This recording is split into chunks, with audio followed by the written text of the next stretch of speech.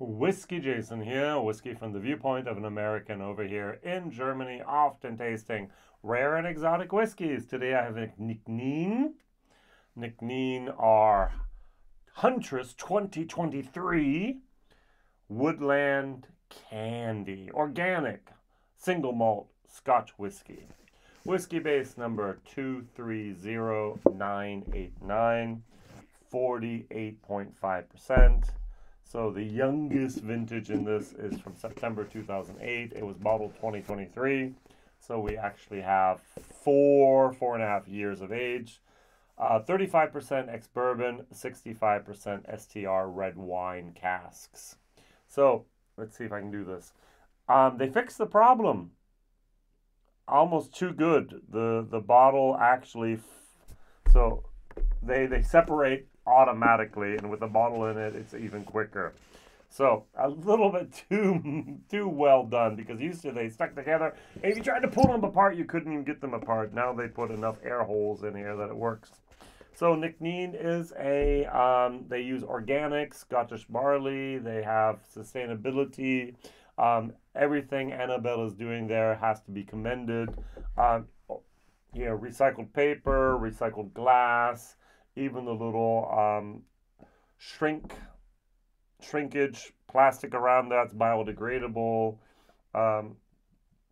Wonderful how they're doing it and what they're doing it. Now the question is, do I like the whiskey? That's the question of the day. What am I going to compare it to? I'm going to compare it to a Quiet Rebel, Annabelle's whiskey. So this is 230989. This is going to be by Whiskybase 194198. So this was also distilled 2018, but it was bottled 2021. So this is a 3-year-old whiskey. This is a 4-year-old whiskey. So we have 4,504 bottles here. Just a little comparison here. So now it works. So this does not go apart, but this always, I just wanted to mention the fact that they've actually solved the problem a little bit too well here. I personally like the gray of this. This looks very, very très chic. This looked a little bit like I wanted to be a gin, and I grew up through whiskey. All right, so the bottles are the same. Now this is a little bit lighter blue, that's a little bit darker blue. They use recycled glass, so they always have a little bit of a variation of the color, which is not a problem at all. So this is, as I said, ex-Bourbon STR cask. This is Bourbon, Tokaja, STR, and Sherry Oak. So as I mentioned before, 4,504 bottles. Here we have 4,556 bottles. So the blending tank at the moment is around that range of 4,500. So in the Whiskey Exchange has it for 80 pounds. We start in Germany at basically 99 euros. 20 more. Where did that money land? I don't know. You can think about it. All right, so what we have here, if I go to the Nc'nean.com website, we have the Huntress 2023. There was a nice little video where Annabelle, together with, I forgot his name, did a nice tasting online. There you can learn a lot about the information. So they just say the tasting notes are creamy toffee, forest fruits, and herbal spice. Now, the very, very first thing I like is the technical details. They write casks filled February 2018, September 2018, and then it says here, we have to hide this, the last date, as Scotch whiskey regulations only allow us to show the age of the youngest part of the whiskey. Apparently, the youngest part refers to a year, not the month that it was bottled. Did not know that. So barley is, so it was from 2017, by the way. So it's 2017, 2018 distillate in this bottle here. 100% organic Scottish barley. And that's now the interesting thing is natural color, non-chilled filtered, is the yeast. So the very first time I read this, it's like, why am I paying 100 euros for a bottle that's just normal? Yeah, every single other Nc'nean is basically 48.5%. It has the anchor and it has the fermentous yeast. It has the exact same composition of 35% bourbon, 65% STR. Why is this more expensive? And then I read about it. I was like, oh, okay. It's just not the packaging that's different. It's actually they did something differently here. So they had the recipe number 1, which was 2 First Fill ex-Bourbon casks and 1 STR Red Wine cask with the normal yeast mix of anchor yeast and fermentus yeast. Then they have recipe 2, which was from the year 2017, where they actually took white wine yeast. It was a trial. So they had anchor, fermentus, and white wine yeast. So 3 yeasts. So there they had 2 barrels of First Fill ex-Bourbon, 2 ex-STR Red Wine cask barrels.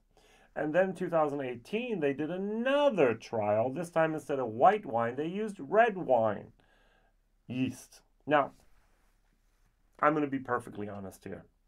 I did not know that there's a difference between red wine and white wine yeast. Did you?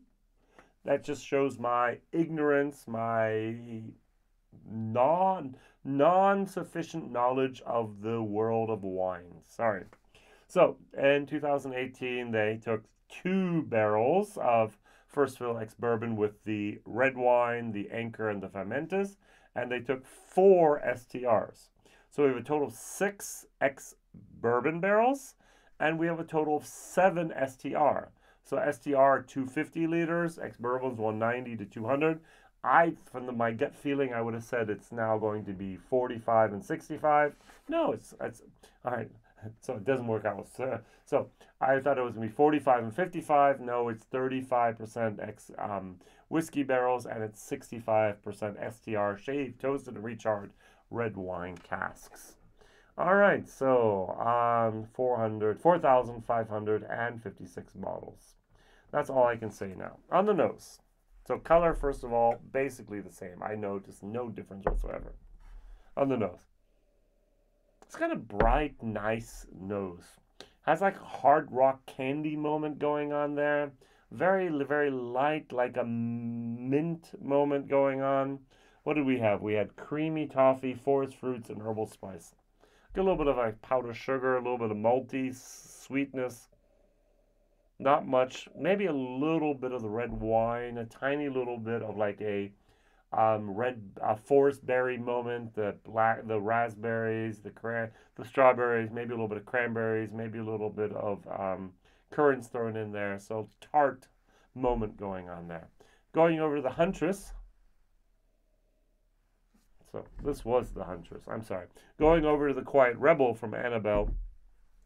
This has a little bit of a cellar dampness going on here. I'm not sure I like this. It's a little bit of a dampness of a dunnage. Let's be positive. Dunnage warehouse. All right, a little bit of that dunnage warehouse is going on here. All right, 48.5, 48.5. Let's try these. Cheers.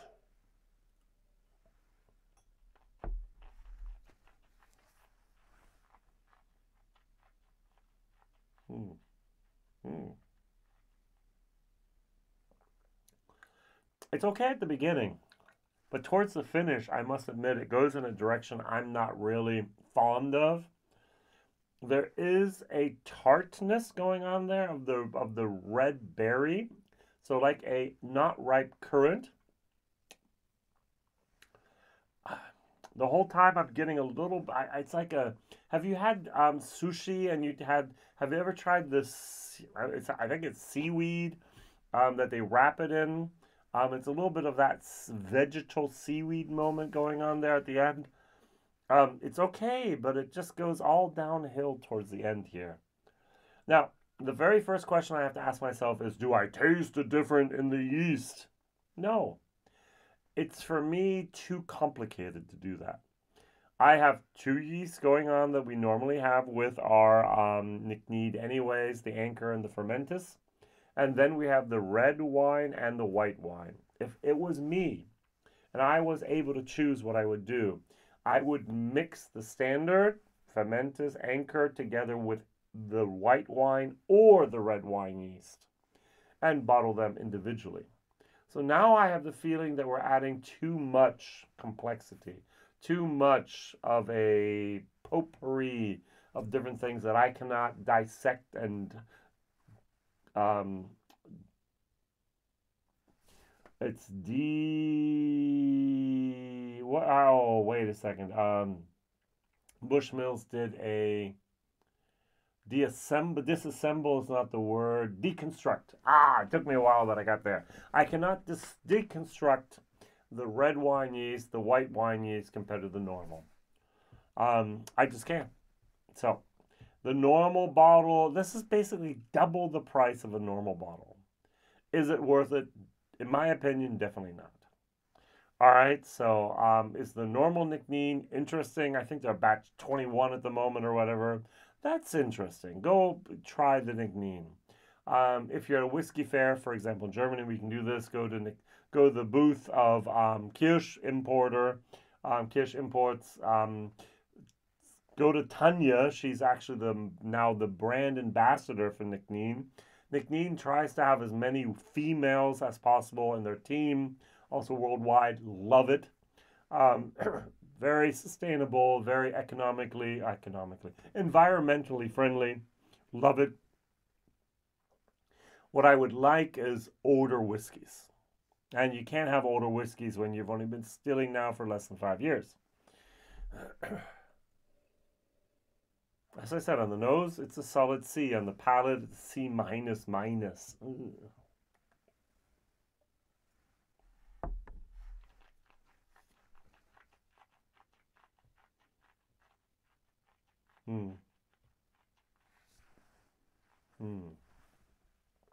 It just goes downhill for me. There is a certain youthfulness, a certain almost metallic moment going on there. A little bit of bitterness coming in, as in not ripe currants, not ripe, like a tartness of the cranberry. Not really, really good. And I cannot dissect, I cannot deconstruct what the yeast does here. Well, I'm a little bit frustrated with myself. I'm a little bit frustrated with the whiskey itself. Now here we have the Quiet Rebel, Annabelle. As I said, I get a little bit of that basement, stale, dampness, dunnage moment.